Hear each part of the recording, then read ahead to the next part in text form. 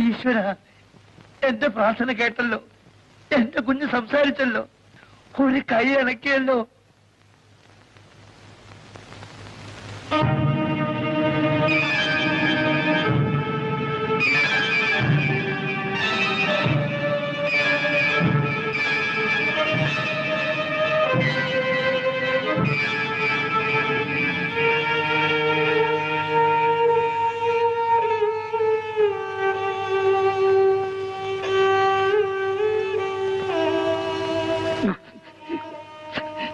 നേരാണോ ചേട്ടാ? ആകരുതേ എന്ന് ഞാൻ ആഗ്രഹിക്കുകയാണ് കാർത്തിയനമ്മേ. പക്ഷേ വരവും ശാപവും ഒരേ സമയം എരന്നു വാങ്ങിയ ഭക്തനായിപ്പോയി ഞാൻ. നിർമ്മല ജീവിതത്തിലേക്ക് ഒരിക്കലും തിരിച്ചു വരില്ല എന്ന് വിചാരിച്ചാണ് സീതയുടെയും സേതുവിന്റെയും വിവാഹം ഞാൻ നടത്തിയത്. ഇപ്പോ ഒരെത്തും പിടിയും കിട്ടുന്നില്ല.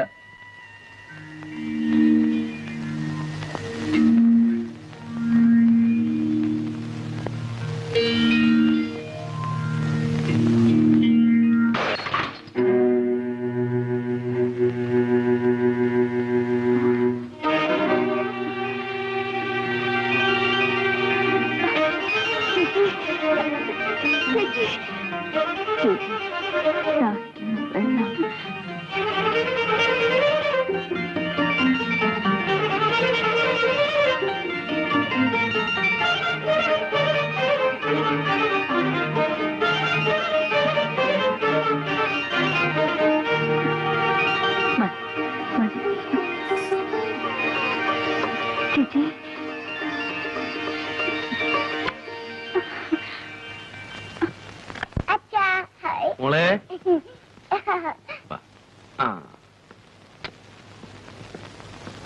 സീതൂട്ടാ, ചേച്ചിക്ക് സംസാരിക്കാം. ഒരു കൈ അനക്കാം.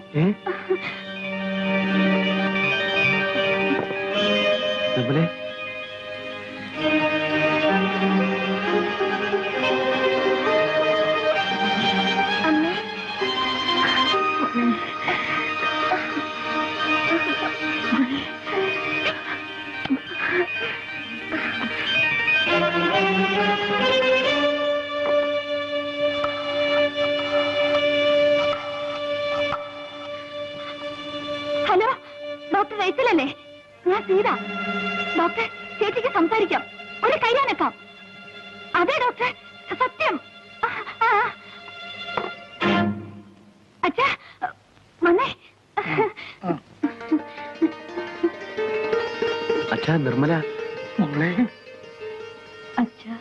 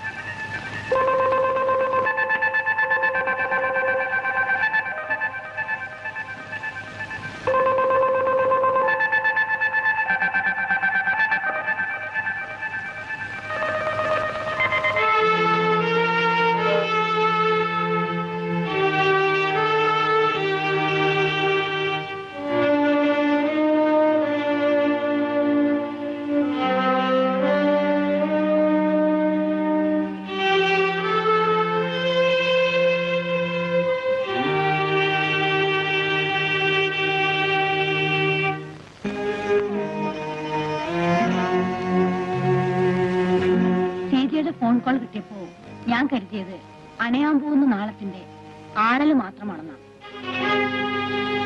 പക്ഷേ നിർമ്മലയെ പരിശോധിച്ചു കഴിഞ്ഞപ്പോൾ ഇത്തവണത്തെ കോമയിൽ നിന്ന് അവൾ തിരിച്ചു വന്നിരിക്കുന്നത് ജീവിതത്തിലേക്കാണ്. മരണത്തിന് എഴുതി തള്ളിയ ഒരു രോഗി രക്ഷപ്പെടുന്നു അറിയുമ്പോൾ ഒരു ഡോക്ടർ എന്ന നിലയിൽ ഏറ്റവും കൂടുതൽ സന്തോഷിക്കേണ്ട മുഹൂർത്തമാണ്. എന്റെ മുഖത്ത് നോക്കി ആദ്യം അച്ഛാന്ന് വിളിച്ചത് എന്റെ നിർമ്മല മോളാണ്. അവക്ക് ജീവിതമില്ല എന്നറിഞ്ഞപ്പോൾ ഞാൻ ആകെ തളർന്നുപോയി. ഇപ്പോൾ അവൾ രക്ഷപ്പെടുകയാണെന്ന് അറിഞ്ഞപ്പോൾ, എന്റെ മോക്ക് ജീവിതം മടക്കി കിട്ടുകയാണെന്ന് അറിഞ്ഞപ്പോൾ ഞാനാവില്ല ഡോക്ടർ ഏറ്റവും കൂടുതൽ സന്തോഷിക്കേണ്ട അച്ഛൻ. പക്ഷേ എനിക്ക് സന്തോഷിക്കാൻ കഴിയുന്നില്ല ഡോക്ടർ. സേതുവും സീതയും അവരെ കുറിച്ച് ഓർക്കുമ്പോൾ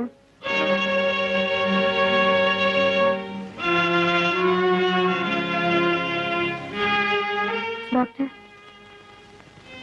ചേച്ചിക്ക് ഡോക്ടറെ കാണണമെന്ന്.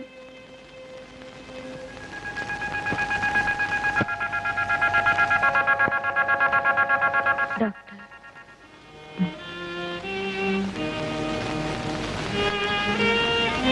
എന്തിനെന്നോടിത് ചെയ്തു? എന്തിനെനിക്ക് ജീവിതം തിരിച്ചു തരുന്നു? എനിക്കിത് ആവശ്യമില്ല ഡോക്ടർ. ഞാനിത് ദാനം കൊടുത്തു പോയതല്ലേ. പ്ലീസ് ഡോക്ടർ, എന്നെ രക്ഷപ്പെടുത്താതിരിക്കൂ. എനിക്ക് ആഗ്രഹം ജീവിതമല്ല, എന്നെ കൊന്നു തരൂ. Please do mercy killing to me. Please doctor, please. നിർമ്മലേ,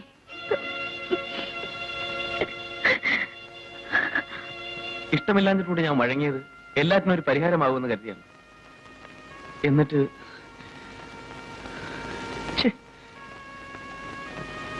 ആരും പ്രതീക്ഷിക്കാത്തതല്ലേ സേതുവേട്ട സംഭവിക്കുന്നത്. ഇനി എങ്ങനെ നേരിടാൻ ശ്രമിക്കണം? പറയാൻ എളുപ്പമാണ് ഹരി. ഞാനും ഇത് എന്നോട് തന്നെ പറഞ്ഞുകൊണ്ടിരിക്കുക. പക്ഷെ എങ്ങനെ നേരിടും അത് മാത്രം ആർക്കും പറഞ്ഞുതരാൻ കഴിയില്ല. ആർക്കും.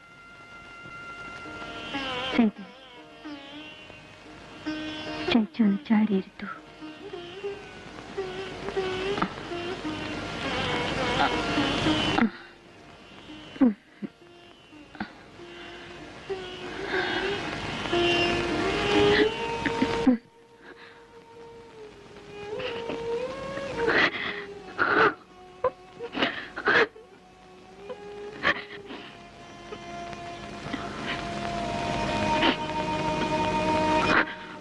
നീ കരയരുത്, ഒന്നും ഓർത്ത് വിഷമിക്കരുത്.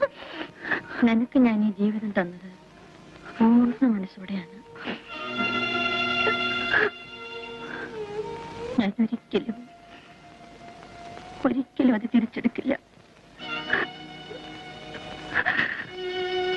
നിങ്ങളുടെ കല്യാണത്തിന്റെ അന്ന് രാത്രി നീ എന്റെ അടുത്തിരുന്ന് കരഞ്ഞപ്പോൾ ഞാൻ ഉള്ളിൽ കരയുകയായിരുന്നു.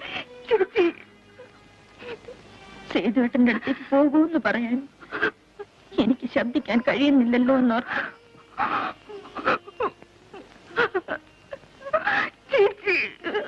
നീ പോയി കഴിഞ്ഞ് സേതുവേട്ടൻ എന്റെ മുറിയിൽ വന്നപ്പോൾ ഞാൻ വേണമെന്ന് വെച്ച് കണ്ണടച്ചു കിടന്നു.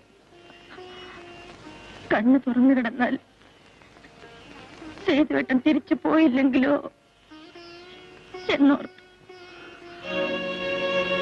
സത്യമാണ് സീത, പൂർണ്ണ മനസ്സോടെയാണ് ചേച്ചി നിനക്കെല്ലാം വിട്ടുതന്നത്. ഞാനിത് ഒരിക്കലും തിരിച്ചെടുക്കില്ല, ഒരിക്കലും. ചേച്ചി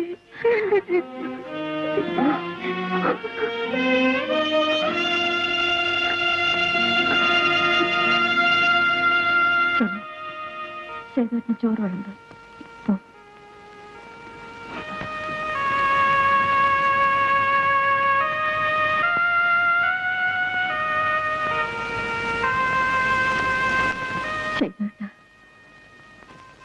എന്റെ സീത അവള് പാവമാണ്, അവളെ വേദനിപ്പിക്കരുത്.